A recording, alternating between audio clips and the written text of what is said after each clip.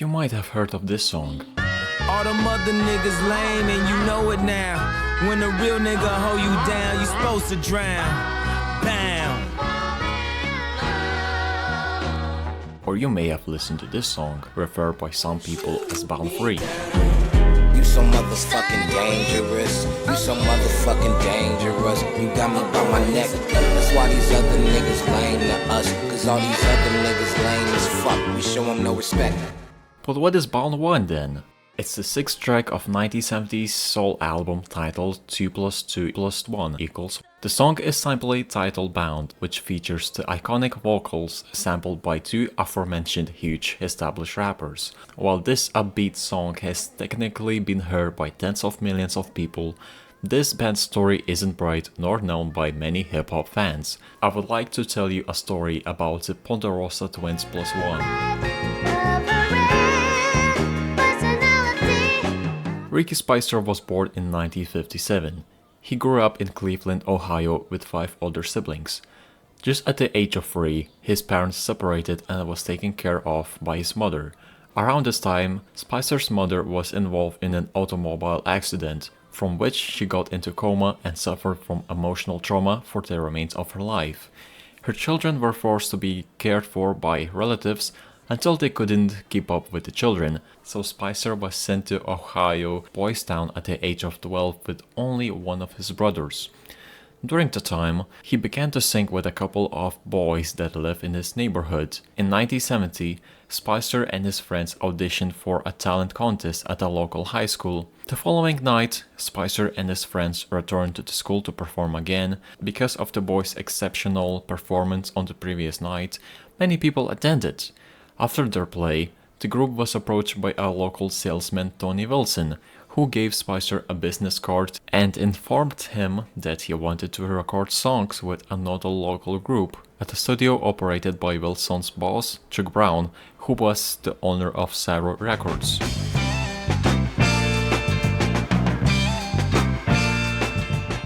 Sometime ahead, Alfred and Alvin Pelhams asked Tony Wilson to attend their singing group's rehearsal. What Wilson saw were 2 sets of twins, the Pelhams and their friends Keith and Kirk Gardner, who had potential to ride out the family band gimmick like Jackson 5 did. Wilson introduced 4 young boys to Jack Brown, and later they decided to form the singing group the Ponderosa Twins. Then as Ricky joined, they renamed the band to the Ponderosa Twins Plus One. The band was initially managed by Brown under his Astroscope record label and had a distribution deal in place with Sylvia Robinson, who was the owner of All Platinum Records. The boys naively signed a personal services contract and recording agreement, later releasing 6-sided vinyl records, which were compiled and released on the group's first studio album. The album included singles such as cover of Sam Cooke's You Send Me, I Remember You, Why Do Fools Fall in Love, this being produced by Calvin Simon of Parliament and Funkadelic, and most notably Bound. The production was handled by Michael Burton and Bobby Massey of the OJs. All of these releases received widespread acclaim, and the group was quickly labeled the next Jackson 5 for their exciting stage act, unprecedented maturity, and ability to market love and sex themes despite their youth. Throughout 1970, the group toured for months, sometimes performing twice in a single day. Although the group was promised payments for their performances, Chuck Brown and Sarah Records failed to pay Ricky and the other members of the group for any performances. In 1975, the group fell apart due to the lack of both royalties from their studio recordings and revenue from their live shows. They felt used, betrayed, and became totally disillusioned with the music business.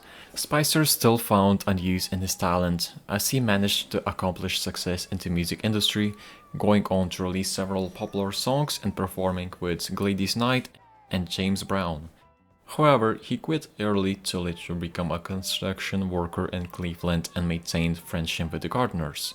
However, shortly after, Kirk and Keith Gardner had both been charged for murder and are still apparently in prison. One of the Pelham twins suffered from mental problems after disbanding, But later on, both Alfred and Alvin Pelham had unfortunately passed away in 2009 and 2012 respectively.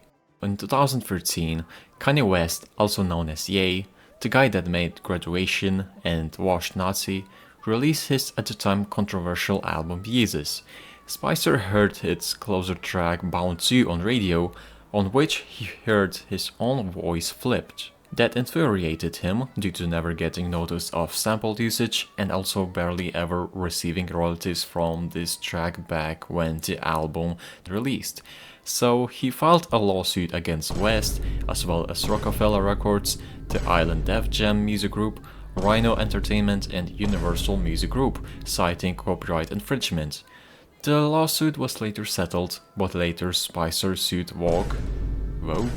I don't know, for suing Bound without his permission again. In 2019, Tyler Gregory Okolma, known by his stage name Tyler the Creator, released his fifth new soul studio album Igor. One of its tracks, A Boy Is a Gun, also features Ricky Spicer's iconic vocals.